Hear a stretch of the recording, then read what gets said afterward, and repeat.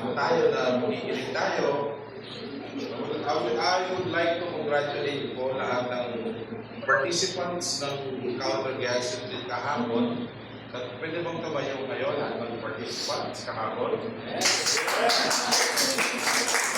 Sila po ang bagong hukbo ng Diyos na pinadala dito sa ating simbahan. Pwede bang muli tumayo tayo, congratulate natin sila?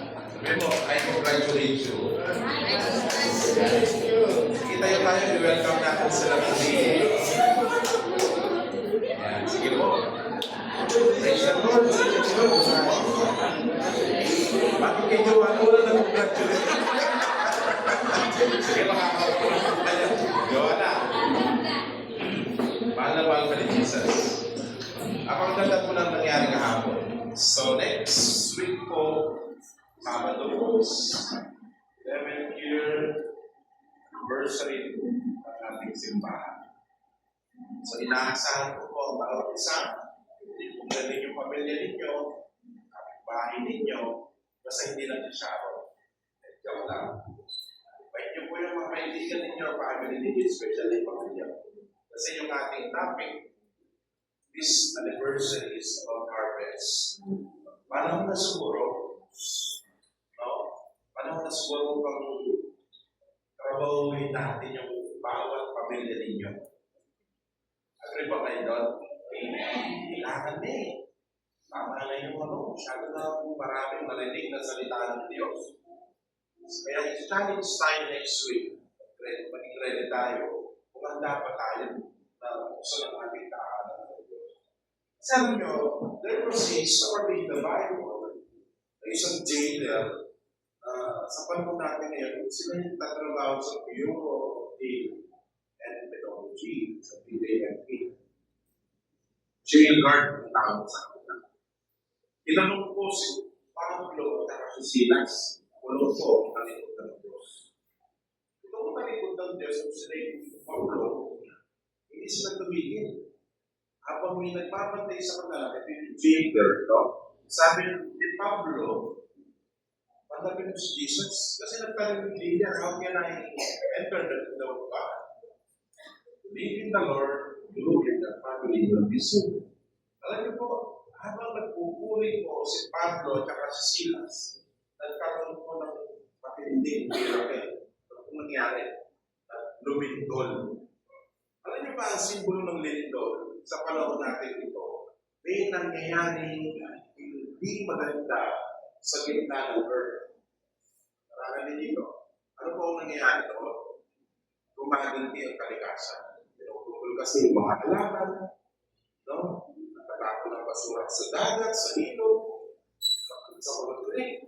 So, ang nangyayari, siyempre, hindi naging normal po yung moisture ng lupa.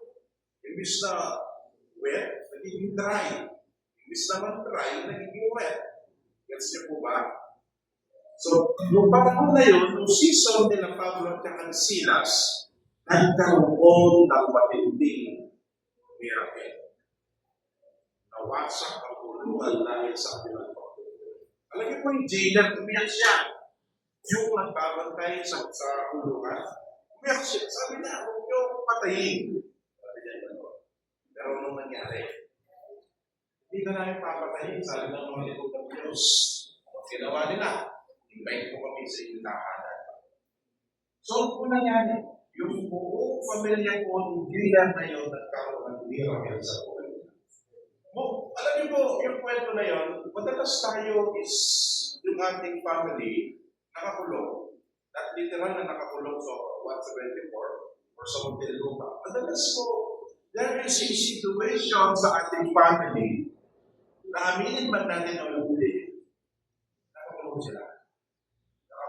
Sa galit, sa sama ng loob, forgiveness, idolatry. Kaya, this is challenge sa atin. Papayag ba tayo na habang tayo tumatalo sa paglilingkod, ganun ang naging sitwasyon ng pamilya mo. Dapat hindi.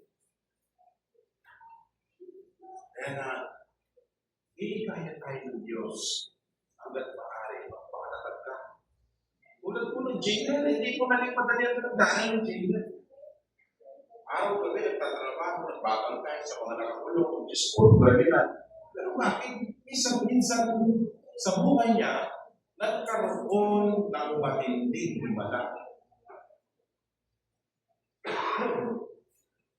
Alam niyo po, madalas, nag-pray tayo ng kagalingan. Tama po ba? Pero bakit? Imbis na gumaling tayo, nakakasakit tayo. Hello? Pwede po ba kayo?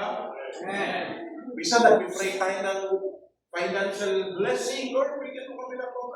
Ang nangyayari, parang nag-dry ang ating financial. Minsan, we're praying for breakthrough. Ang nangyayari, break up. Diba? Sometimes we are praying for miracle. Ano ang nangyayari? Ano ang nakarating sa atin? Magsumpa. Ano bang masasabi ko na ito? Sinumpay ata ako eh. Hindi. Sabi mo sa katabi mo, hindi. Sabi mo sa katabi mo, hindi. Hindi. Amen? Hindi kasi you are blessed by the Lord. Amen? Kasi ang buhay ng isang Kristiyano, bago natin maranasan yung nag-uumapaw na pagpapala, may season tayo pagdadaanan. Hello? Tulad din, rain season po sa Pilipinas. No? Sisita din ang araw. Tama? Bukas, sa makalawa. Diba? Ganyan ang buhay ng tao. Paano kung na-stop ka na lang doon sa isang sitwasyon na parang walang nangyayari? Sabi mo sa katabi mo may nangyayari. Kaya sa ating huling linggo, na pinag-uusapan natin yun ng bumabaw ng pagpapala.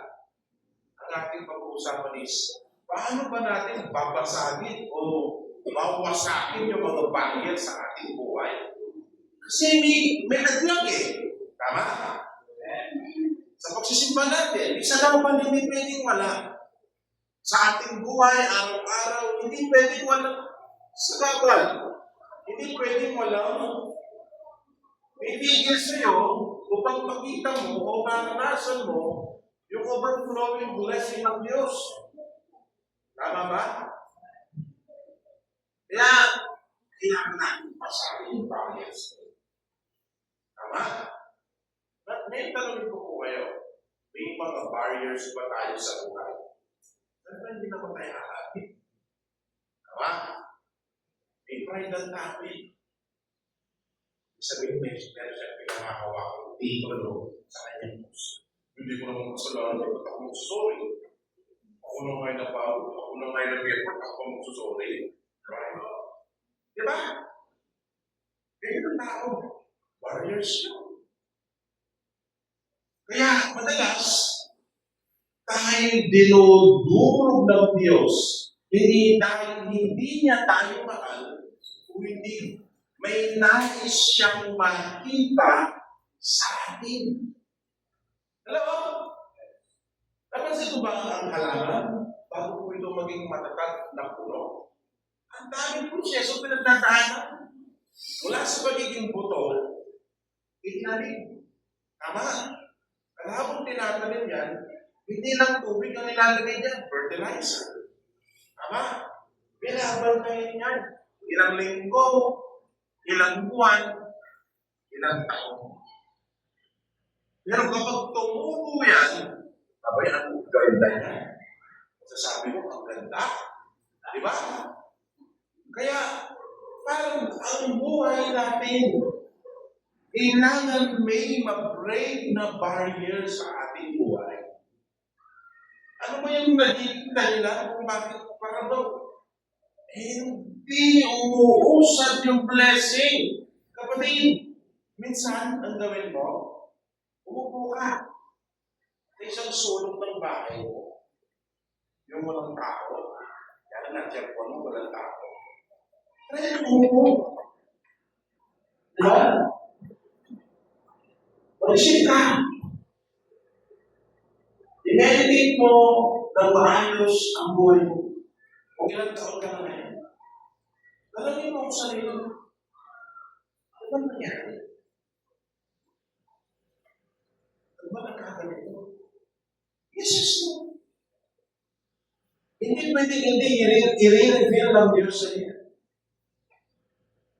At pag nalaman mo yan, noon magsisimula mula sa pagturo, hindi maranasan mo yung nakukumapaw na pagpapala ng Diyos. Are you with me? Alam mo, every time, from time to time, nanuugan. May nangyari, buong linggo. Nakaupo ako sa sopa. Tahimik lang. Patay ang TV. Ako nagtatrabaho yung kasama ko sa taas. Naisip ako. Ako nananalangin. Ina-assess ko yung buong linggo. Lord, ano ba nangyari? Isa ipapakita ng Diyos sa akin. Anak, ganun dapat ang ginawa. Anak, dapat hindi yung ginawa. Anak, ganito pa yung dapat ko ang gawin. Hindi pwede, hindi mo makikita yung pinapagawa ng Diyos. Kaya nga, ang daming barrier sa buhay natin. Bakit? Napaka-busy natin. Oo. Isa mo ba? Sa pagtatrabaho mo. Binigyan mo ba ng panahon yung sarili mo? Minsan, alam mo mga kapatid, hindi kadamutan o magiging selfish sa buhay mo, buhay natin na minsan, self-love muna. Madalas kasi tayo, lagarin dito, lagarin doon, lagarin dito, ayan lagarin din.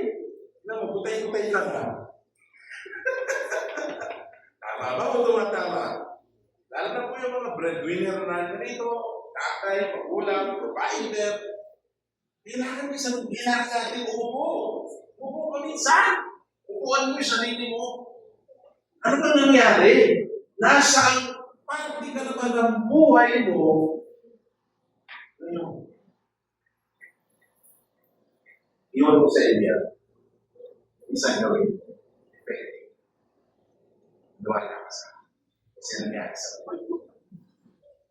Sabi sa aking pinag-uusapan sa Marcos chapter 10 verse 27, sa mga tao ay hindi ito mangyayari.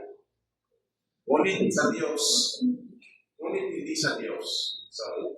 Sapagkat sa Diyos ay mangyayari ang lahat ng bagay. Tama po ba? Agree po ba kayo doon? Ito po yung kwento ng isang napakayamang lalaki sa Biblia na kinausap si Jesus. Sabi niya, how can I inherit the kingdom of God? Sige, i-flash natin, Diyos. Sabi dito, nang siya paalis na, may isang lalaki patakbo. Auti siya. Patakbong lumapit kay Jesus. Lumuhod sa harapan niya at nagtanong. Before that kasi, bakit tumakbo siya? Bakit sa kwentong ito, he was so excited to see Jesus. Kasi nakita niya na may mga miracle na ginawa si Jesus. Hello? Tanongin kita. Sa buhay po ba ninyo, may ginawa na bang miracle si Jesus? Wala ko sabihin na. Diba? Ano nangyari? Mabuting guro. Sabi niya, ano po ba ang dapat kong gawin upang makamtan ko ang buhay na walang hanggan? Imagine, this man, ang mindset niya is yung eternal life. Diba? Meaning, itong tao na to, naranasan niya na lahat. Eh, mga kabataan na nandito, sisimula pa lang ng journey ninyo. Marami pa yan.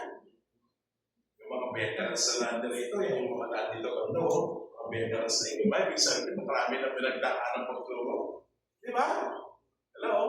Balansi ngayon na, mga youth, tapos ito, mga veterans na kamatitindi, no? Kasi youth, nasa sa likod, youth. Ano sabi dito? Sa verse 21, magiliw siyang Tinignan ni Jesus. At sinabi, may isang bagay pa na dapat mong gawin. Kasi sabi ng mayaman, Lord, nagpakain ako eh. Wala ko, ako. Ginawa ko yung uso, and commandments, preso nga yun eh. Loyal ako naman. Ano sabi? May isang bagay pa na dapat mong gawin. Ipagbili mo ang iyong mga ari-arian, at ibigay mo sa mga may hirap ang pinagbilihan.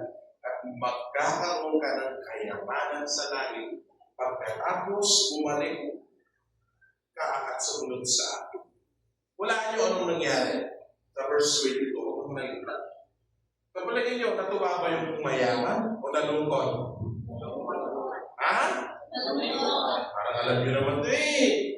Sabi sa verse 22, nang marinig ito ng lalaki, siya'y nanlungo, alay burgo, at malungkot na umalis sapagkat siya'y lupaw na mayaman. Kapatid, sa ating pinag-uusapan, it was a test. Tama? May test. Palagay mo, itong mayaman na ito, kailangan ba ni Jesus yung yaman niya? Hindi. Hello? Sa buhay natin, kailangan ba ni God yung pera mo? Binigay niya nga sa iyo yan eh. Tama? Binigay niya nga sa iyo yung blessing na yan eh. Dito sa ating pinag-uusapang ano ang nais makita ng Diyos? Yung kanyang puso. Hello? Nandiyan po ba kayo? Yung puso niya, kung magtatanggalin mo ito, maglilingkod ka ba ba? Isang kasi sa paglilingkod, nakaka-high blood. Ito yung katabi ko. Diba? May test eh. Ito nga tinis eh. May high blood talaga minsan. May high blood, sorry. High blood na minsan talaga eh. Iaalaw ni Lord eh. Diba? Tingnan mo yung katabi mo. High blood ba yan minsan? Yung pang bago ka pumunta na simbahan na, kumura ka pa eh. Pero pagdating sa church, in Jesus' name, pray every chain. Bisa naman yung puso mo, pray my chain, pray my chain. Bigla mo kayo katabi mo, sabi mo, hindi mo. Kasi dito, yung nagiging sagabal sa taong mayaman, yung kanyang pride. Hello? Ano yung nagiging sagabal dito? May barriers kasi. Ano yung nagiging hadlang? May barriers. Ito yung pride ng tao. Pag natapakan, wala na. Dapat mo ganito eh. Dapat mayaman pa rin ako. Hindi kapatid. Wala kang dapat patunayan sa tao. Matalas kasi ang tao. Kailangan maganda ako sa rats ko. Pag nag-church ako kailangan sa tabi kong bahay, mas third floor ko sa second floor na. Okay? Alam nyo, kapag nagkaroon ka ng mindset na gano'n, hindi ka makaka-move on kapag may mga taong parang feeling mo, hinihigitan ka. Tama? Hello? Kaya minsan may isip ko na lang. Sandali. Kaya dapat pag-iba sa atin yung pride. Amen? Kaya sabi ng Diyos, no, mahirap sa tao. Totoo yun. O ano sabi ng ating next? Diba? Sa mga tao, hindi ito mangyayari. Mahirap. Ano naman katabi mo? Diba? Ngunit sa Diyos, no? Sapagkat sa Diyos ay mangyayari lahat ng bagay. The moment we surrender our heart to Jesus, hindi tayo ay mangyayaring breakthrough sa mundo. Kapatid, maniwala ka sa salita ng Diyos. Kasi, naranasan po namin eh. Heart check minsan. Yung bang motibo ng puso natin, pure pa ba? O baka marami lang barriers. Binuwasan tayo, may barriers pa yan. Diba? O mag-reply ka naman, sabihin mo, binasag ko na. Diba? O, yung pagkatabi mo, pride ba yan? Tignan mo nga. O, dapat binabasag yan, dinudurog yan. O, tama ba? Alam mo, ang tunay na matapang, ang tunay na malakas, hindi yung ma-pride, kundi yung napapakababa. Why? Jesus Christ Himself, nung siya'y pinako sa krus ng Kalbaryo, mamamatay na lang siya, ano sabi niya, Father, forgive them. Ang mayroon na nangyayari sa kay Jesus Di ba? So, sabi mo sa katabi mo, hindi ako ganyan. Sabi sa ating layunin, no? Makilala natin ang limitasyon ng tao na nagiging hadlang sa ating pananampalataya.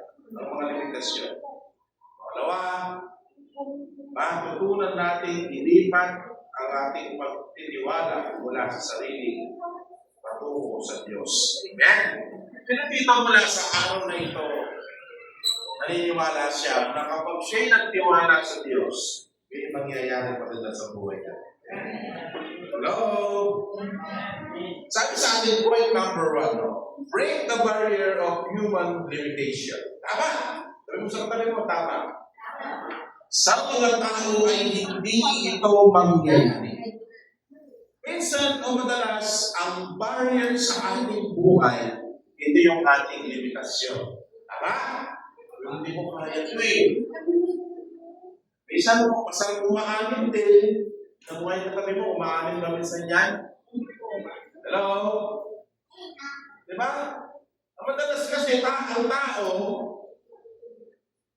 pagka, yan ba? Ito amin. Isa yung mga kapampangan, pinagkamalan tayo ganyan, pero hindi naman totoo yun, di ba mga kapampangan? Kasi yung mga kasama tayo Tagalog dito eh. Di ba mga kapampangan, mangungutang kayo para na may maghanda sa piyesta? Hindi tayo ganyan, di ba? Okay. Tumatawag si Brother Joseph, ganyan na ba bro? Hindi po. Oo. Di ba? Isa kasi natin tayo konting yawa. Pero dito amin, huwag ka nga amin. Aminin mo na lang sa sarili mo ang Lord, tanggalin mo ang yawa. Di ba? Kaya nga, madalas hindi nangyayari sa atin yung breakthrough. Why? Madalas, nananahan tayo sa ating sarili. So, kailangan hindi. Pasagin natin yung barrier na yan. Amen?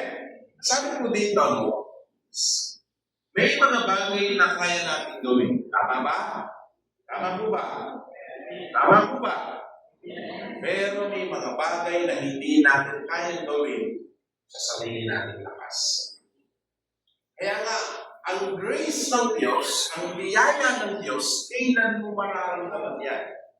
Kapag may mga sitwasyon ka sa buhay na talagang hindi mo na kaya. Doon magmamanifest ang biyaya ng Diyos sa buhay. Nandiyan po ba kayo? Minsan ang problema natin, at sabi ko dito, no, ay sinusukat natin ang kaya ng Diyos gamit ang kaya natin. Hello? Totoo po ba ito? Totoo po ba ito? Na minsan ang problema natin ay sinusukat natin ang kaya ng Diyos gamit ang kaya natin. Kaya ang kita ng Diyos. Hindi mga ganyan tao, pero walang ganyan dito. Diba?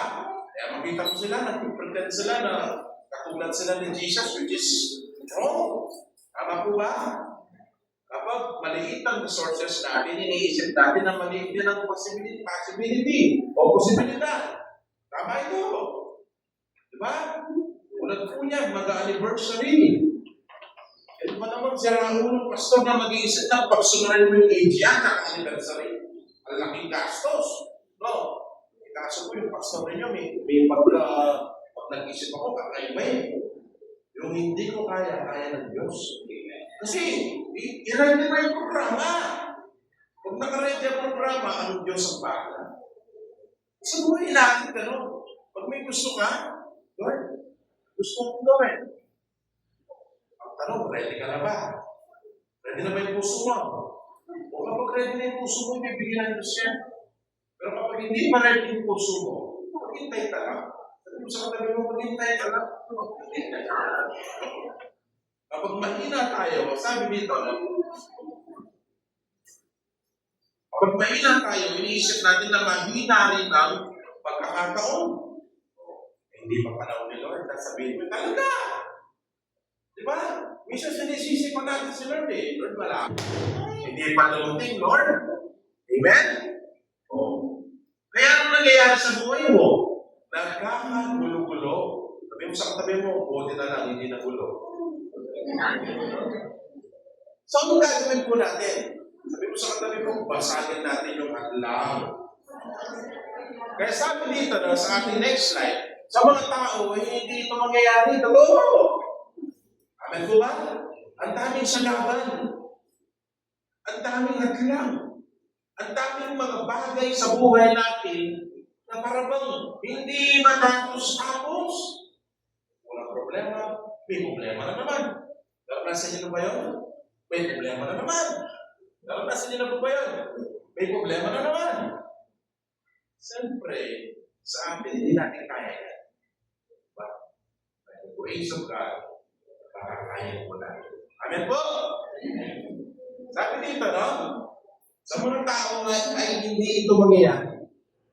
Hindi sinabi ni Jesus na lahat ay kaya ng tao. Tama po ba? May limitasyon ng tao, ngunit walang limitasyon ang Diyos. Isa lang yung naniniwala. Di ba? Ano ba yung hindi mo kaya? Sige. Ano yung hindi mo kaya gawin? Sinakta pa ka na ito. Misa kasi ang tao. Sabi ko nga, may yapon at saka pride. Hindi na kaya. Talagang halata na nga, nag-pretend pa. Kaya ang tawag sa mga ibang Kristiyano, the great pretender. Ito. Kunyari nagpapanggap pero halata. The way you walk, the way you talk, the way you do everything. Di ba? Gusto, okay lang po gusto. Pero mag-propose, please never okay. Ano ba talaga? Ano bang okay ka? Gusto, bro. Okay lang po gusto. Pero nag-post sa Facebook. Lupi, ano daw yun? Gusto, tapos nag-black profile. Ay, basta alam ko yan, black propaganda lang yan. Ang daw. Ano ba talaga? Tanggalin natin yung pride. Ito yung barrier. Amen. Minsan, kayo na lang dalawa ni Lord, ang taas pa natin eh. Wow. Masarap kong nagpapakumbaba sa paanan ng Diyos. You will experience the open heaven of God. Hello? Nandiyan po ba kayo? Sabi nito sa Jeremiah o Jeremiah chapter 32 verse 17, walang bagay na napakahirap sa iyo. Tama po ba? Huwag mong gawin sa katan ng kakayahan ng Diyos ang iyong sariling kakayahan. Hindi ba pag hindi mo kaya or hindi mo na kaya, talagang hindi mo makakaya kung ikaw lang. Why? Kung naramdaman mo na parang napaka-uwid mo, napakahila mo, doon dadalo yung kapangyarihan ng Diyos. Magugulat ka na lang. Yung mga bills mo, provide ka ng Diyos. God's faithful. Wala ka sa akin. God is faithful. Anong gagawin natin? Heart check. Amen? Heart check. Check natin yung puso natin. Umupo tayo, mag-isip tayo. Ano ba problema? Ano ba nangyari? Ba't ba nagkaganito? Saan ba ako nagkulang? Saan ba nagkamali? Ang pag-ibig mo sa akin, hindi lang na lang binawi. Binigay ko ang lahat. Minahal ka ng tapat. Hello? Nandiyan po ba kayo? Bakit? Di ba? Ginagawa mo ng dapat si Lord eh. Saan ka ba nagkulang? Saan ka ba nagkamali? Ano ba nangyari? O, i-check natin yung puso natin. Nasa si Ace. Di ba? Hello? Kaya sabi dito, hindi ko kaya. Ganun ko ganda. Sabi mo sa katabi mo, umaamin. Di ba? Sabi mo sa katabi mo, hindi ko kaya. Pero ang tanong, nasabi po dito, kung hindi ko kaya, sabi dito sa ating next slide, no? Kaya ba ng Diyos? Diyos. Kung hindi ko kaya, kaya ba ng Diyos? Amen. Why? Because God is a limitless God. Amen. Kailan pa hindi nagkamali ang Diyos na pinanganak ka sa mundo ito, kambal? Diba? Alam niyo yung mga batang yan? Why yan, wag pa lang sila nung tinayuan Diyos, eh? Tingnan mo, baka yun na sila. Diba? Kaya ba ni Lord? Kaya. Ano yung pinakamahirap mong sitwasyon sa umaga ito? Kapatid, kaya ni Lord siya. Yes. Kaya. Hello? Pangalawa, break the barrier of self-reliance. Tama po ba ito? Ngunit hindi sa Diyos, so sabi dito, ang ikalawang barrier ay ang sobrang pag-asa sa sarili. Hindi masama na binigyan ka ng Diyos ng talino, ng talento, ng galing, ng diskarte. Pero, sabi ng Biblia, yung sobrang pananahan sa sarili ay hindi mo maganda. Madalas, diyan nagkakamali ang mga posisyon natin sa buhay. Tama po ba? Sino dito aamin? Hello? Minsan gusto natin ang blessing ng Diyos, pero gusto natin ang blessing ng Diyos, pero gusto natin tayo pa rin ang may control sa lahat. Hindi pwedeng gano'n. Amen? Gusto mo ng blessing? Kaya mo si Lord na mag-flow sa buhay mo? Tama po ba? Hayaan mo ang Diyos ang kumilos sa buhay mo. Pastor, paano po yun? Everyday, mag-pray ka. Basahin mo yung Biblia. Tignan mo lang kung walang magandang mangyayari sa buhay mo. May magandang mangyayari. Eh, paano pag hindi mo binubuksan yung Biblia? What are you expecting? Wala. Problema dito. Problema doon. Di ba? Parang kung gusto mo na lang one day maglako. Try to read the Word of God. O kaya makinig ka ng worship. Di ba? Amen? Balikan mo yung mga preaching natin sa YouTube. Meron po tayong YouTube, ha? Nakafollow na ba kayo? I-follow niyo po yung meron YouTube channel ng The Lord Grace. Kapag na-miss mo yung mga sermon, pag gusto mo lang medyo masakit ang panoorin mo yung Pastor Jover. Pag medyo gusto mo masaktan, yung mga preaching ng Pastor Jover. Diba? O, nandiyan ba kayo? Nandiyan yung, kapag medyo gusto mo ng dito, yung mga buwasan, yung kay Joshua nandun. O, pag gusto mo naman ng buuin kita, panoorin yung mga preaching mo. Kasi pagwasan ko yung dalawa na yan eh. Talaga pag nag-preach yung talaga kita, kailangan maawag ka. Bakit? Talagang gaano mang kaliit yan, pag tumagos sa yan, pag-isa pa din, nakakagos. Diba? Nandiyan ba kayo? Isa kasi, pilit natin kinokontrol yung mga bagay na hindi natin kaya. Sabi sa katabi mo, huwag mong kontrolin kasi. Hayaan mo si Lord. Sabi mo, amen? Pakatlo, sabi po dito, no? Minsan, gusto natin ng direksyon ng Diyos, pero ayaw nating bitawan ang sarili nating plano. Amen! Kaya minsan, nagbibiro na lang ako eh.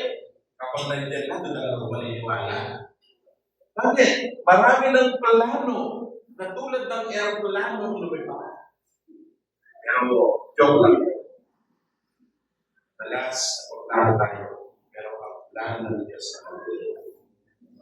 Amen? Alam mo ba?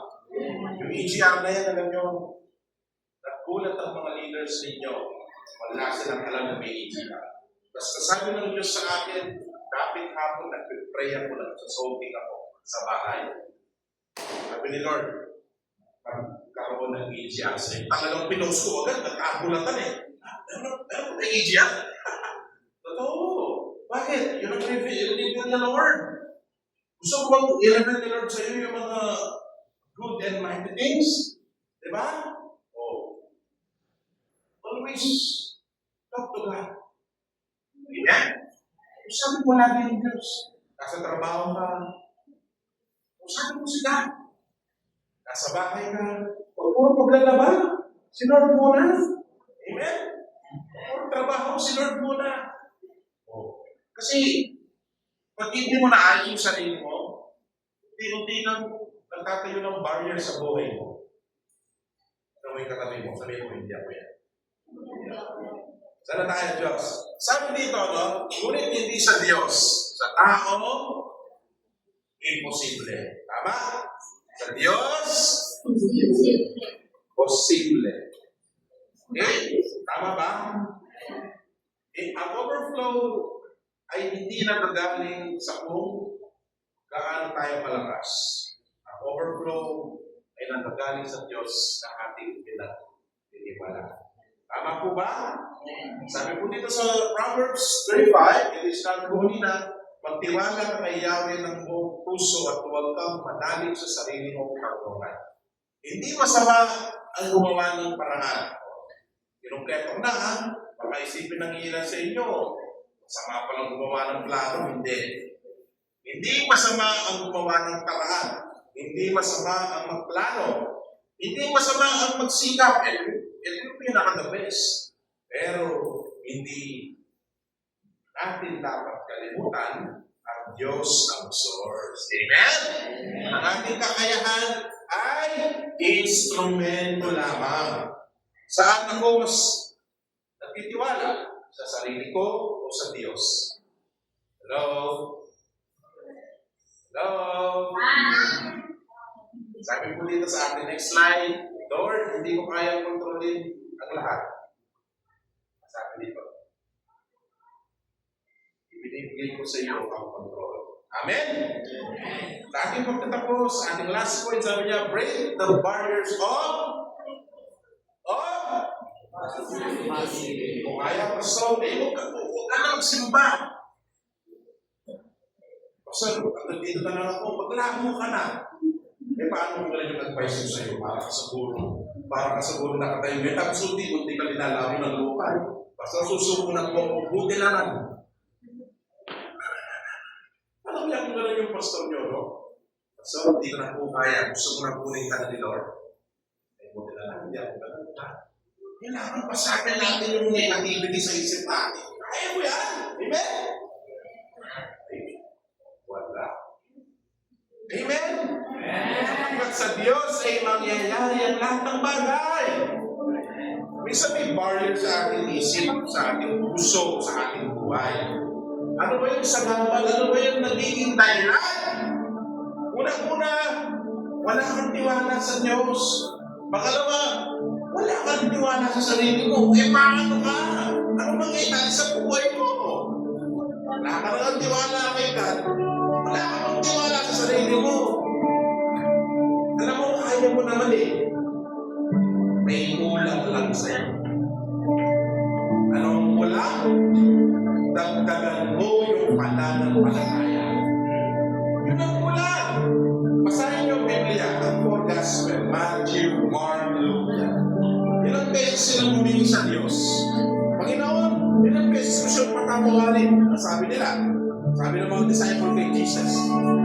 Anong sabi ni Jesus? Patawarin mo sila ng 77 times.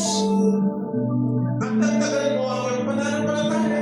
Panginoon, meron lang po tayong 4 na tinapay.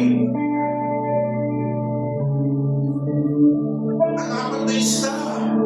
Ano sabi ng mga disciple? Nataranta sila. Ang makakainin nila 6,000, 5,000. Iba-iba. Pero libo. May 5 tinapay. Tapos remis ko. Masarap to. May pinarami din ko. Ano sabi niya sa mga disciple? Napakaliit lang yung pananampalataya. Ano nangyari doon sa may sakit? Nadinala kay Jesus. Umuwi ka na. Diba? Pinagaling mo ng pananampalataya niya. It's all about faith.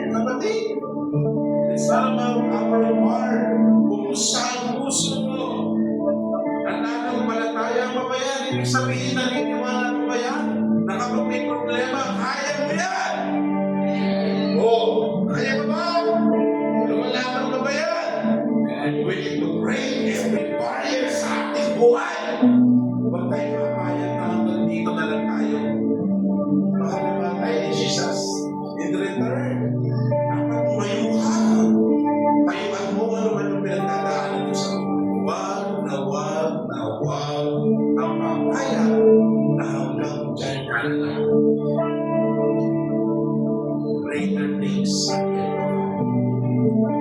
Greater things are yet to come sa buhay mo. Greater things are yet to come.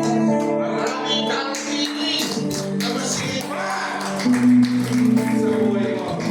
Sabi nito sa Lucas chapter 18 verse 27, ang mga bagay na hindi magagawa ng tao ay magagawa ng Diyos.